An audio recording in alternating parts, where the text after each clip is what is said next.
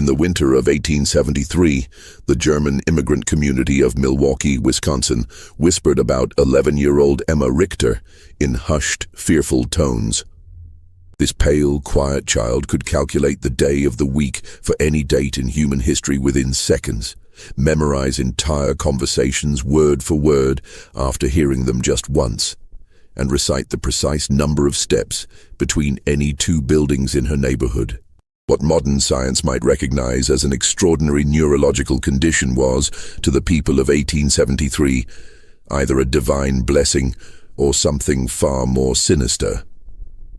But when Emma began using her remarkable abilities to reveal buried secrets, predict deadly accidents, and recite intimate details of crimes that supposedly no living person had witnessed, the community's amazement turned to terror.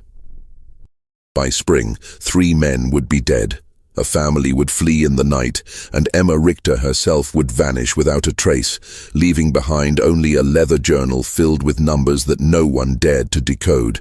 Before we continue with the chilling story of Emma Richter and the dark secrets her extraordinary mind uncovered in Milwaukee's German Quarter, make sure to subscribe to our channel and hit that notification bell. We bring you the most haunting historical mysteries every week. And let us know in the comments what state or city you're listening from. These stories happened in communities just like yours, closer to home than you might think.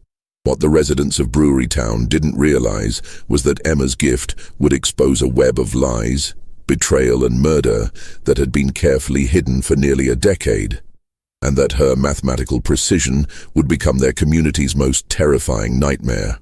Milwaukee's German Quarter in 1873 was a bustling enclave of red brick breweries, modest wooden homes, and the constant sound of German voices mixing with English in the crisp Wisconsin air. The community of nearly 8,000 German immigrants had built their own little Bavaria along the shores of Lake Michigan, complete with beer gardens, traditional bakeries, and the familiar rhythms of old-world life transplanted to American soil. The men worked in the breweries, Schlitz, Best, and the dozens of smaller operations that made Milwaukee famous, while their wives tended gardens that yielded the same vegetables their grandmothers had grown in the Rhineland. Heinrich and Greta Richter had arrived from Bavaria in 1861 with dreams of prosperity and their infant daughter Emma. Heinrich found steady work as a brewmaster at the Kellner Brewery, a mid-sized operation that supplied beer to the growing city's thirsty population. Greta took in laundry and mending to supplement their income, her nimble fingers working by candlelight long after Emma had been put to bed in their small but tidy home on Galena Street. The Richters were unremarkable in every way except for their daughter. Emma had been born during the harsh Atlantic crossing, 3 weeks premature and so small that the ship's doctor doubted she would survive the journey. But survive she did, though she remained slight and pale, with enormous grey eyes that seemed to take in everything around her with unsettling intensity. As a toddler, she rarely cried or demanded attention, content to sit quietly in corners, watching and listening as the adult world unfolded around her. By age 4, Emma's parents began to notice something unusual. She could recite entire conversations she had overheard days earlier, complete with the precise inflections and accents of the speakers. She counted everything, the number of stitches in her mother's embroidery, the steps from their front door to the bakery, the exact time between the brewery whistles that marked the beginning and end of each workday.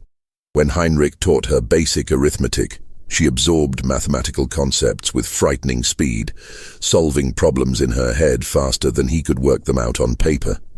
The German community initially viewed Emma's abilities with a mixture of pride and unease. Old Mrs. Brennan, who claimed to remember the witch trials in her grandmother's stories, crossed herself whenever Emma's calculating grey eyes fixed on her. But Father Koller, the stout Bavarian priest who served their small Catholic parish, declared Emma's gifts to be a blessing from God, a child chosen to demonstrate divine wisdom in their New World community. The winter of 1872 had been particularly harsh, with temperatures dropping so low that Lake Michigan froze solid for the first time in a generation. The brewery workers huddled around coal stoves, their breath visible even indoors, while their wives struggled to keep their families warm and fed through the long, bitter months. It was during this isolated winter that Emma's abilities began to take on a darker character, though no one yet understood what was coming. Emma had developed the habit of sitting by the small window in their kitchen, watching the neighbors go about their daily routines with the same intense focus she applied to mathematical problems. She began to notice patterns, not just in numbers, but in human behavior. Mr. Kruger always walked to the brewery by the same route, taking exactly 247 steps, except on Wednesdays when he took a different path that required 284 steps. Mrs. Fisher hung her laundry in a specific sequence, but when her husband worked late at the mill, she changed the order completely. These observations might have been dismissed as the quirks of an unusual child, except that Emma began to vocalize her findings in ways that made the adults increasingly uncomfortable. The transformation from curiosity to dread began on a gray February morning in 1873. Emma was sitting at the kitchen table, methodically eating her breakfast, while her mother prepared her father's lunch pail, when she suddenly looked up and announced, "Mr. Dietrich will not come home from the brewery today. He will die at exactly 14 minutes past 2 o'clock. Greta Richter nearly dropped the tin pail she was holding. Emma, mein Gott, what a terrible thing to say. Why would you think such a thing? Emma's grey eyes remained fixed on her mother's face with that unsettling intensity. He has been drinking from the small brown bottle for 17 days. Yesterday he drank 3 times more than usual. His steps were uneven, 251 instead of his normal 244. When people change their patterns by more than 10%, something significant happens within 72 hours. Mr. Dietrich's pattern changed by 12%. The calculation is simple. Heinrich, who had been putting on his heavy wool coat, stopped and stared at his daughter. Johann Dietrich was indeed a drinker, but no more than half the men in the German quarter. The idea that Emma had been counting his steps and tracking his drinking habits was disturbing enough, but her calm, mathematical certainty about his death sent a chill through both parents that had nothing to do with the Wisconsin winter. "You must not say such things, Emma," Heinrich said firmly. "It's not proper for a child to speak of death." Emma simply nodded and returned to her breakfast, but her parents exchanged worried glances over her bent head. They had grown accustomed to their daughter's unusual observations, but this felt different, darker and more specific than her typical mathematical pronouncements. At precisely 14 minutes past 2 that afternoon, Johann Dietrich collapsed in the brewery's malt room. The official cause of death was heart failure, brought on by what Dr. Muller determined to be chronic alcohol poisoning.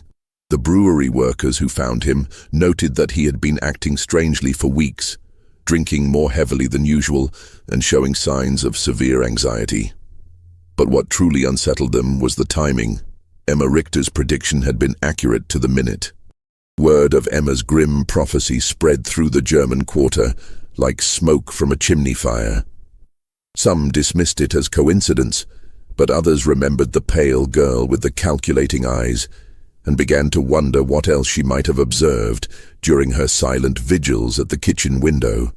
The Richter family found themselves the subject of whispered conversations and sideways glances when they walked to church or visited the market. Father Koller, who had previously praised Emma's gifts as divine, now seemed less certain.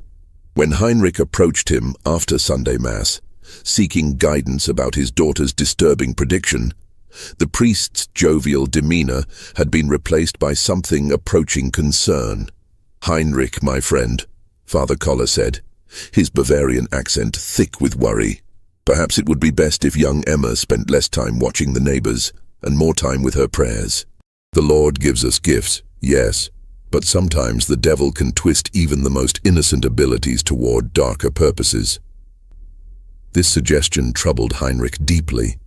He had always been a practical man, more concerned with the science of brewing than the mysteries of faith. But even he could not dismiss the unsettling accuracy of Emma's prediction. That evening he sat his daughter down for a serious conversation. "Emma, you must tell me the truth. How did you know about Mr. Dietrich? Emma looked at her father with those enormous gray eyes, her expression as calm and analytical as always. I watch. I count. I remember. Mr. Dietrich's behavior changed in predictable ways. When someone increases their alcohol consumption by 37% over a 17-day period, while simultaneously reducing their food intake by approximately 20%, cardiac stress becomes inevitable. I calculated the most probable time of failure based on his age, weight, and observed symptoms. Heinrich felt his blood run cold. His 11-year-old daughter was speaking like a physician, or something far more troubling. But Emma, how could you know all these details about Mr. Dietrich's eating and drinking? I observe everything, Papa. Every day, every person, every pattern. Emma's voice remained matter-of-fact, but there was something in her eyes that made Heinrich deeply uncomfortable. Would you like me to tell you about the other calculations I've made? Heinrich quickly shook his head. He did not want to know what else his daughter had calculated about their neighbors' lives and deaths. But as he tucked Emma into bed that night, he couldn't shake the feeling that his family was standing at the edge of something much darker than a simple mathematical curiosity. The February snow continued to fall outside their small house, muffling the sounds of the German quarter and creating an insulated world where secrets could be hidden and observations could be made without detection. Emma lay quietly in her narrow bed, her mathematical mind processing the day's data and calculating probabilities that no 11-year-old should be able to comprehend, and certainly no 11-year-old should want to know. In the weeks following Johann Dietrich's death, the atmosphere in Milwaukee's German quarter shifted like the wind off Lake Michigan. Emma continued her daily observations, but now her parents watched her with growing unease as she sat by the kitchen window, her gray eyes tracking the movements of their neighbors with mechanical precision. The child who had once been their pride had become a source of deep, gnawing worry. The brewing community was tight-knit by necessity. The men relied on each other for work, their wives for companionship during the long winters, and their children played together in the narrow streets between the red brick buildings. But Emma had never quite fit into this social fabric. While other children played games and told stories, she preferred to sit alone, counting and calculating and watching the world around her with that unsettling intensity. Greta began to notice that Emma's observations were becoming more detailed and more disturbing. The child would mention casually that Mrs. Weber had been meeting secretly with Mr. Kellner behind the brewery on Tuesday afternoons for 6 weeks, or that the Schneider family had been burying something in their back garden every Sunday after church. When Greta asked how Emma could possibly know such things, the girl would simply explain that she had observed the patterns and calculated the probabilities. "People think they are being secret," Emma said one March morning as she methodically buttered her bread, "but they follow patterns just like numbers. Mrs. Weber always tells her husband she's visiting her sister on Tuesday afternoons, but she takes 127 steps to Mr. Kellner's house instead of 349 steps to her sister's. The Schneiders bury objects wrapped in cloth exactly 73 centimeters apart in a grid pattern. They believe no one is watching, but I am always watching." Heinrich had heard enough. That evening, after Emma was asleep, he spoke seriously with his wife about their daughter's increasingly troubling behavior. "Greta, this cannot continue. Emma is becoming unnatural. Children should not observe such things, and they certainly should not speak of them so coldly." Greta nodded, her hands trembling as she mended one of Heinrich's work shirts. "I'm frightened, Heinrich. Not of Emma, but of what people will think. Already the neighbors look at us strangely. Mrs. Brennan crossed the street yesterday when she saw me coming, and Father Koller. He has not visited us since Johann's death." Their fears proved justified when, 3 days later, Emma made another of her mathematical announcements. She was helping her mother prepare dinner when she suddenly stopped peeling potatoes and looked up with that familiar calculating expression. "Mrs. Weber will be discovered tomorrow at 11:30 in the morning. Her husband will find her with Mr. Kellner in the brewery office. There will be violence. Greta dropped her paring knife. Emma, 9, you must not say such things. But Emma continued with the same mathematical certainty she applied to her arithmetic lessons. Mrs. Weber has been arriving at the brewery 7 minutes earlier each week for 6 weeks. Mr. Kellner has been staying 33 minutes later each day. Tomorrow, Mr. Weber will return from his delivery route 47 minutes early because his horse is developing lameness in her left front leg. I have observed her gait deteriorating for 11 days. The convergence of these 3 variables makes discovery inevitable. Heinrich, who had been listening from the doorway, felt his chest tighten with dread. His daughter was not just observing their neighbors, she was predicting their futures with terrifying accuracy. Emma, how do you know about Mr. Weber's horse? I count her steps when she passes our house. On March 1st, she favored her right legs 53% of the time. Today, it was 68%. Tomorrow, the lameness will be severe enough to slow the delivery route by 47 minutes, causing Mr. Weber to return early. The next day unfolded exactly as Emma had calculated.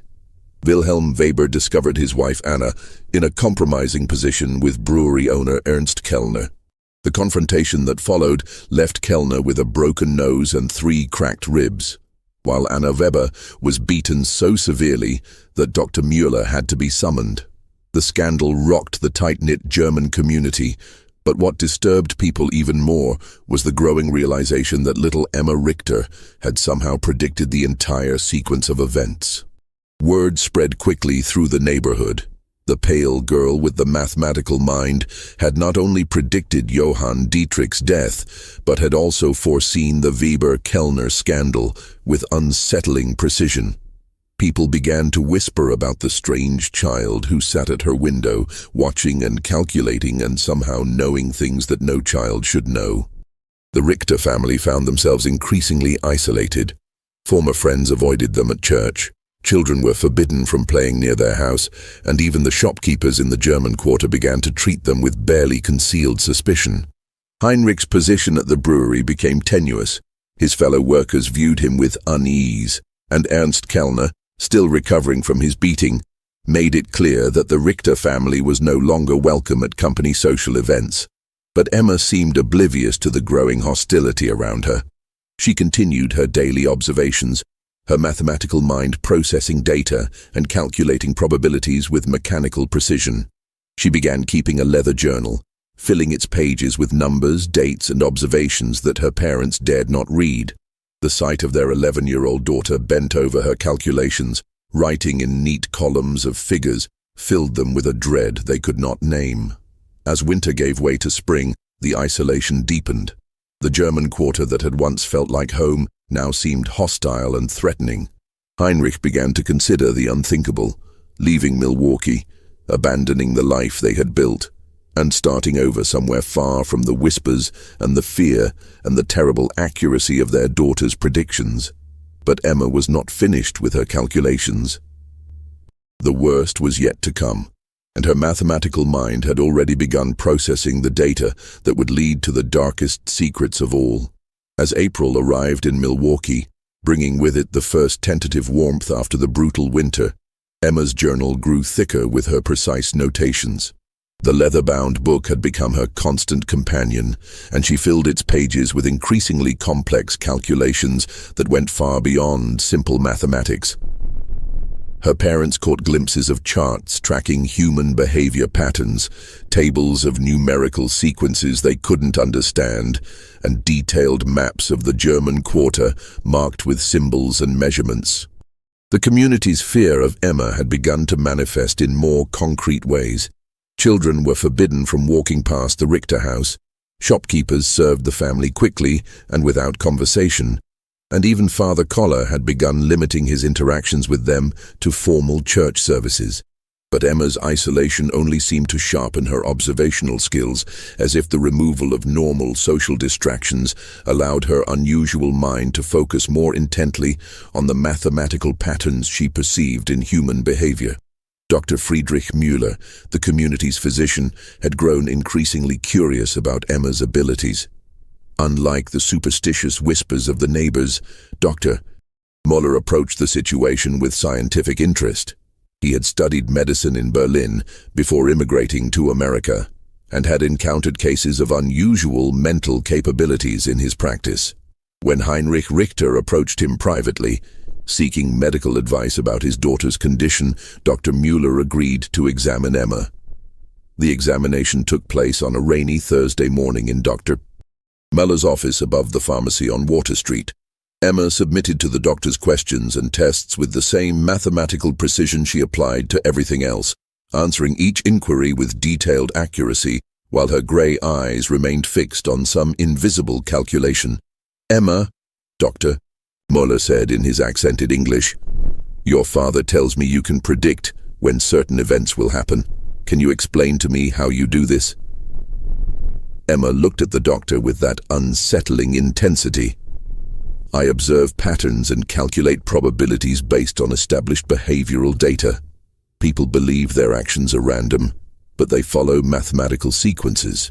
When I have sufficient data points, I can predict future behavior with high accuracy."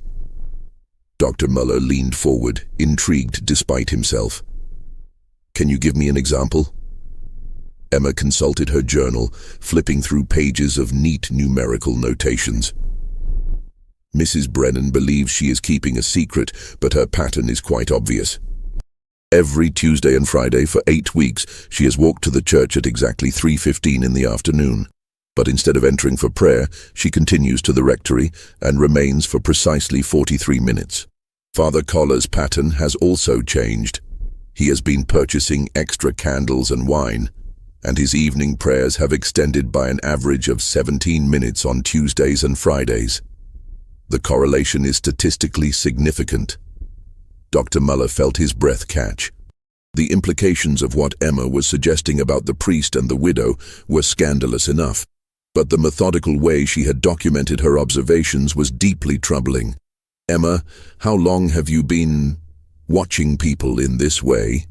"Always," Emma replied simply. "Since I was very small, but I only began making calculations when I learned mathematics.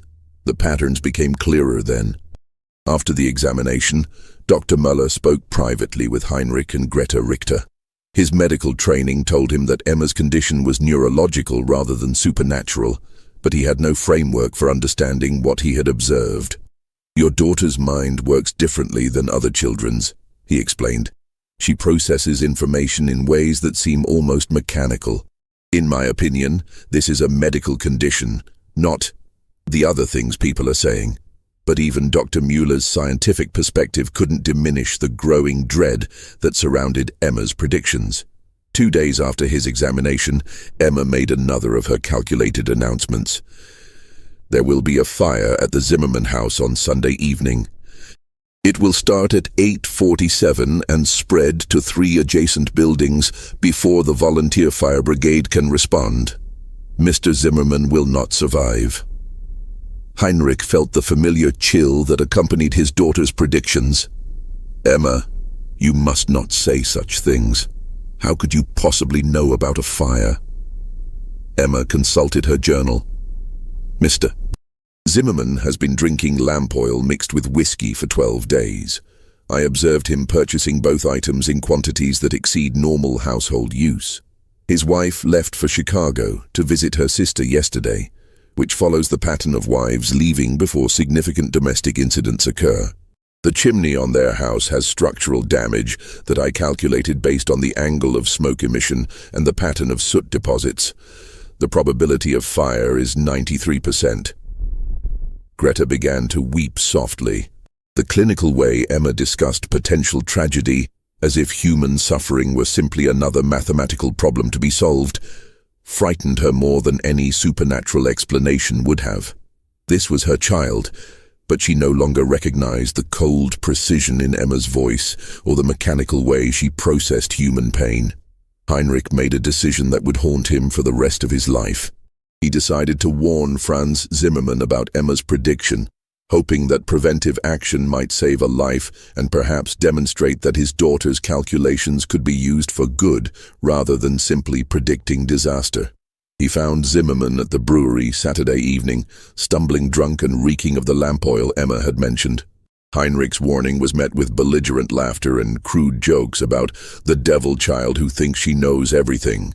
But something in Heinrich's desperation must have penetrated Zimmerman's alcoholic haze, because he promised to be extra careful with the lamps.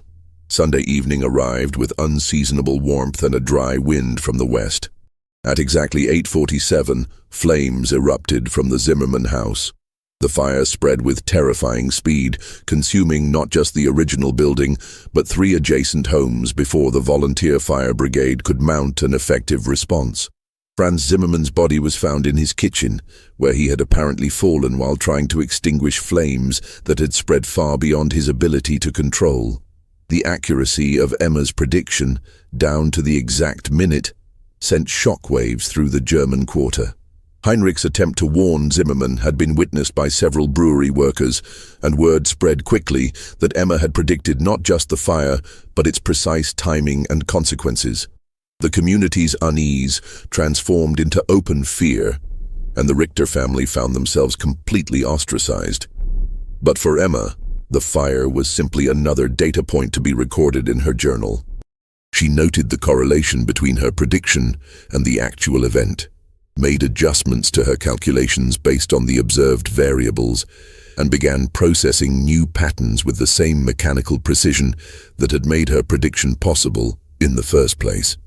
The worst part was that she was not finished calculating. The days following the Zimmerman fire transformed the German quarter into a place of whispered fears and sideways glances. Emma's prediction had been too precise, too detailed, and too accurate to be dismissed as coincidence. 3 families, the Brauns, the Kohlers, and the Steiners, had lost their homes in the blaze, and the community was struggling to house the displaced families while trying to process the unsettling reality of Emma's mathematical prophecies. Heinrich found his position at the brewery had become untenable. His fellow workers avoided him. Conversations stopped when he entered a room, and Ernst Kellner, still bearing the marks of Wilhelm Weber's attack, made it clear that the Richter family's presence was no longer welcome in any brewery social functions. The mathematical precision of Emma's predictions had transformed their daughter from a curiosity into something the community feared to name. Emma herself seemed unaware of the growing hostility around her. She continued her daily observations, filling page after page of her leather journal with calculations that grew increasingly complex and disturbing. She had begun creating what appeared to be probability matrices, tracking multiple variables simultaneously and generating predictions that extended weeks into the future. Greta found herself afraid to look at her daughter's journal, terrified of what calculations Emma might be making about their own family or neighbors. The child who had once been her greatest joy had become a source of constant anxiety. Emma's matter-of-fact discussions of human tragedy, her clinical observations about people's most private behaviors, and her mechanical processing of information that should have evoked emotional responses all contributed to a growing sense that something fundamental had been lost or damaged in her daughter's mind. The breaking point came on a Tuesday morning in late April. Emma was sitting at her usual place by the kitchen window, watching the street activity with her characteristic intensity, when she suddenly looked up at her mother with those calculating grey eyes. "Mama, there is something wrong with the pattern today." Greta, who was preparing bread for baking, felt her hands begin to tremble. "What do you mean, Emma?" Emma consulted her journal, flipping through pages of numerical notations with practiced efficiency. "Every Tuesday for 11 weeks, Mrs. Brennan has walked to the rectory at exactly 3:15. But today she left her house at 2:47 and walked toward the river instead.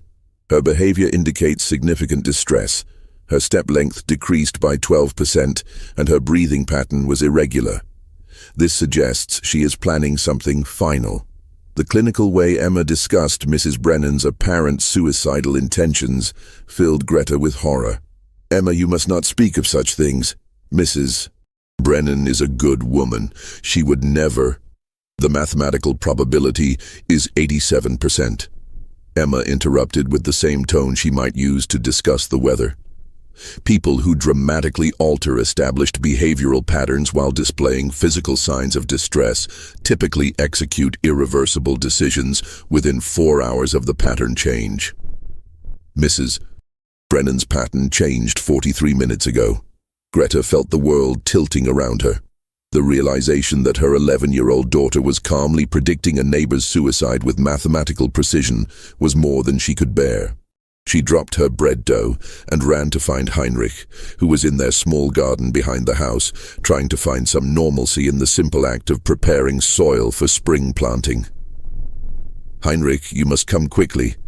Emma says Mrs. Brennan is going to harm herself. We must do something." Heinrich looked at his wife's terrified face and felt the familiar dread that had become their constant companion. They found Emma still sitting by the window, making additional notations in her journal as if recording a scientific observation rather than predicting a human tragedy.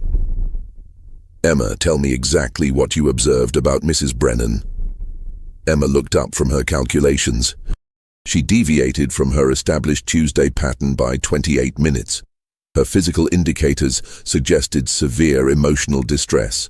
Based on historical data about behavioral pattern disruption, the probability of self-harm is 87%, with peak likelihood occurring between 5 and 7 this evening.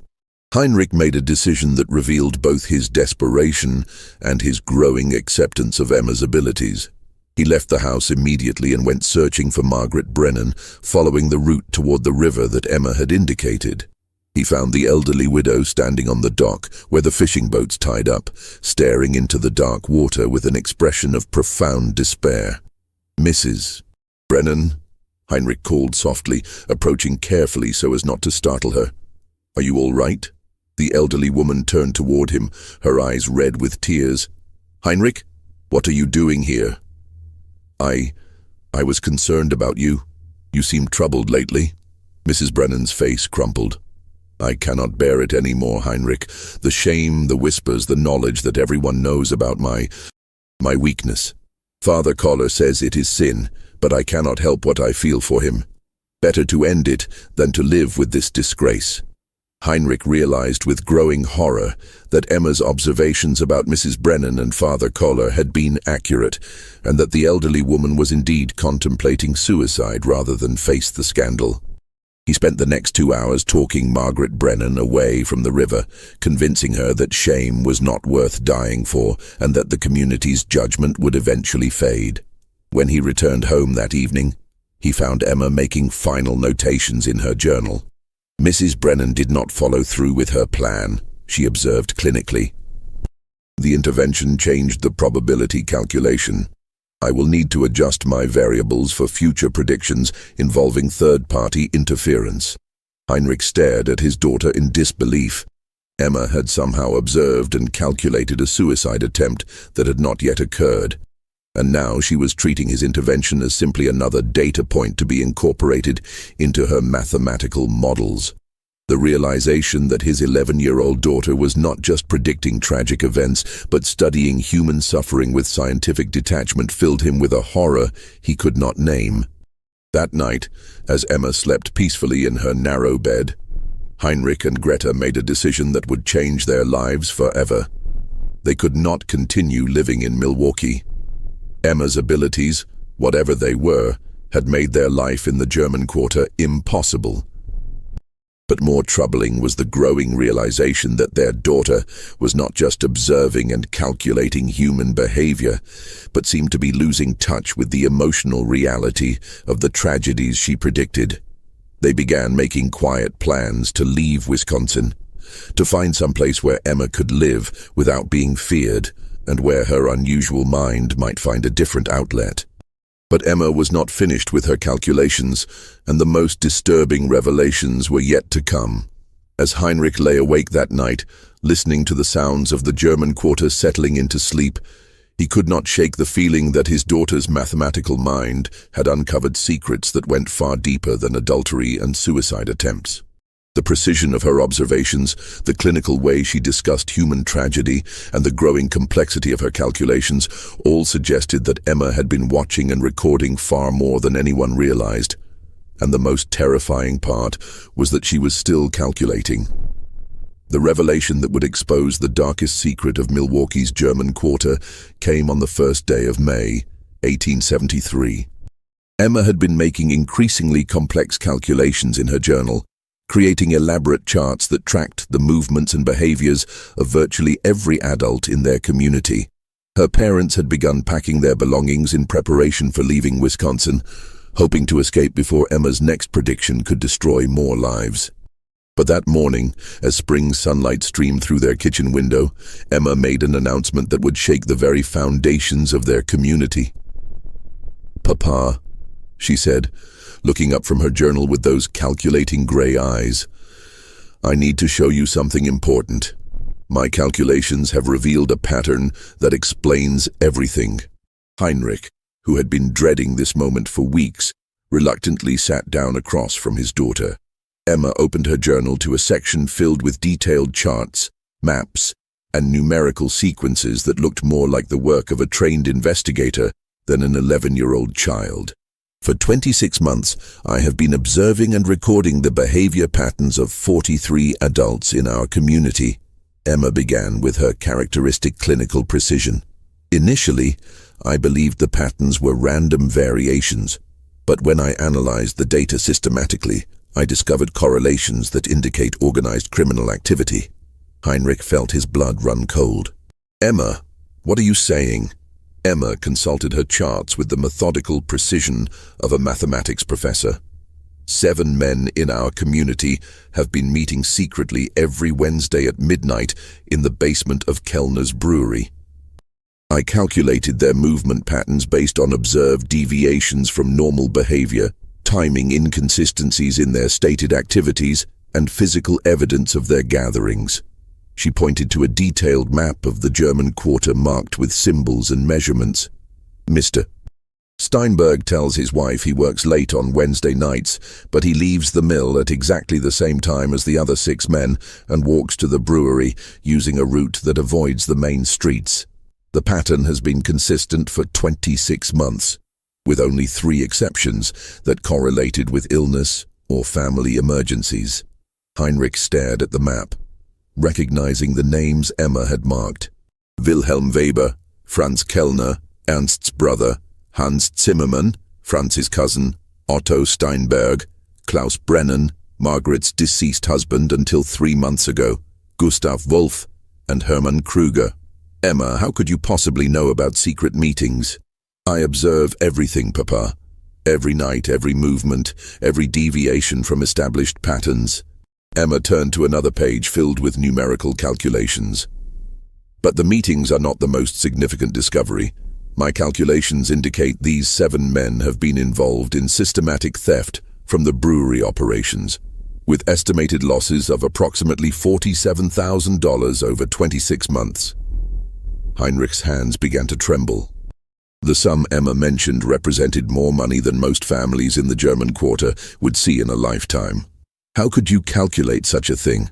Emma's explanation was delivered with the same mathematical precision she applied to all her observations. "I noticed discrepancies between the reported beer production figures and the actual output I calculated based on observed deliveries, ingredients purchased, and waste disposal patterns.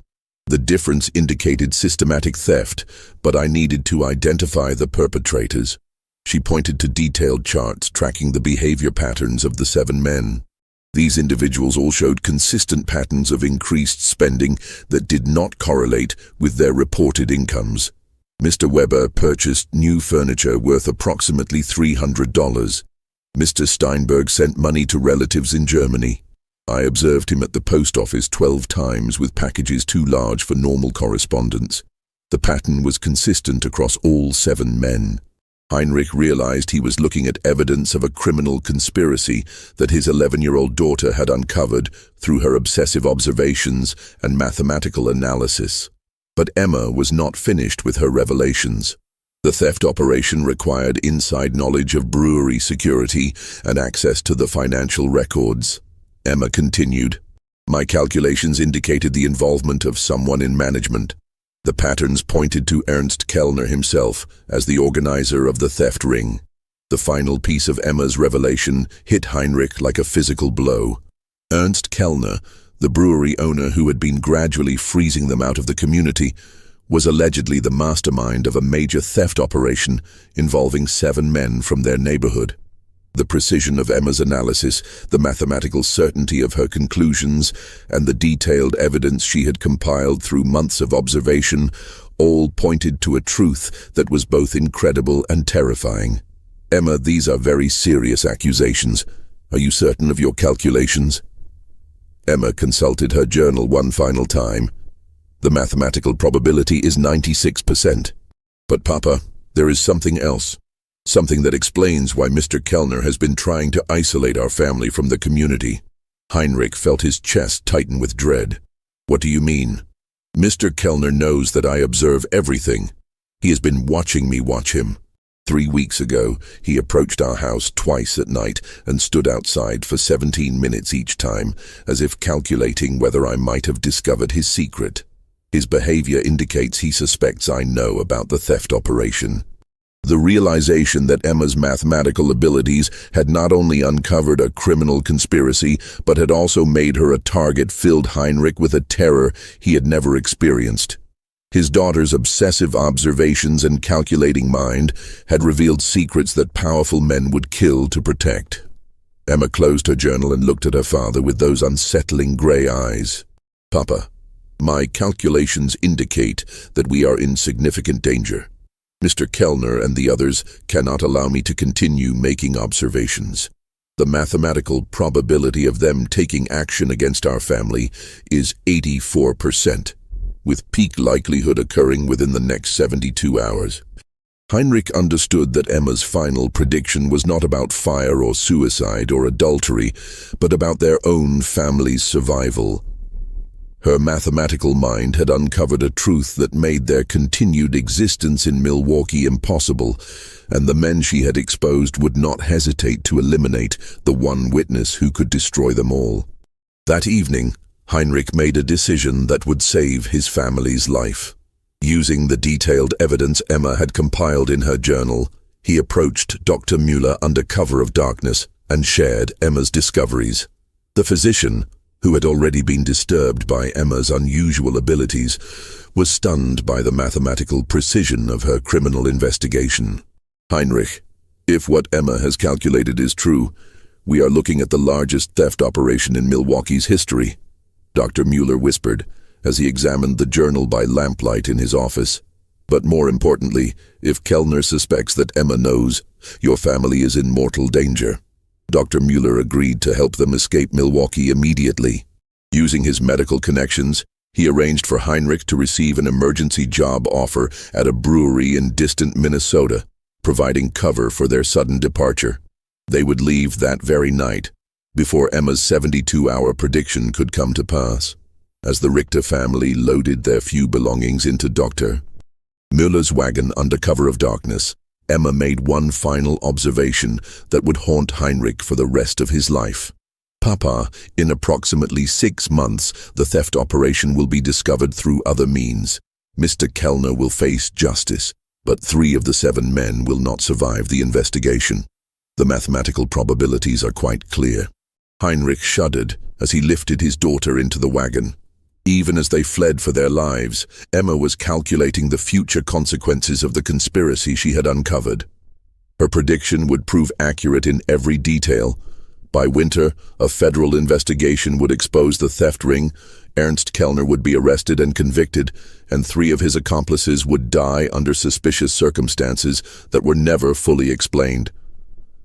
But on that dark May night in 1873, as their wagon rolled through the sleeping streets of Milwaukee's German Quarter, Heinrich could only think about how his daughter's extraordinary mathematical mind had both saved their lives and destroyed the only home they had ever known in America.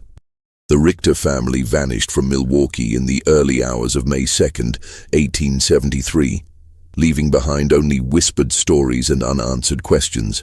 Dr. Müller reported that they had received an emergency family summons back to Bavaria, but the few people who bothered to ask noted that no ship passenger records could be found to confirm their departure from America. What the residents of the German quarter never learned was that Heinrich, Greta, and Emma Richter had indeed traveled to Minnesota, where Heinrich found work at a small brewery in the town of New Ulm. Dr. Muller had sworn to keep their location secret, understanding that Emma's mathematical abilities would always make her a target for those who feared exposure of their secrets. In New Ulm, the Richter family attempted to build a new life far from the whispers and fears that had driven them from Milwaukee. Heinrich found the brewery work familiar and satisfying, while Greta slowly began to rebuild the domestic routines that had been shattered by Emma's disturbing predictions. But Emma herself remained unchanged. Her mathematical mind continued to observe, calculate, and record human behavior patterns with the same mechanical precision that had made her both famous and feared. Dr.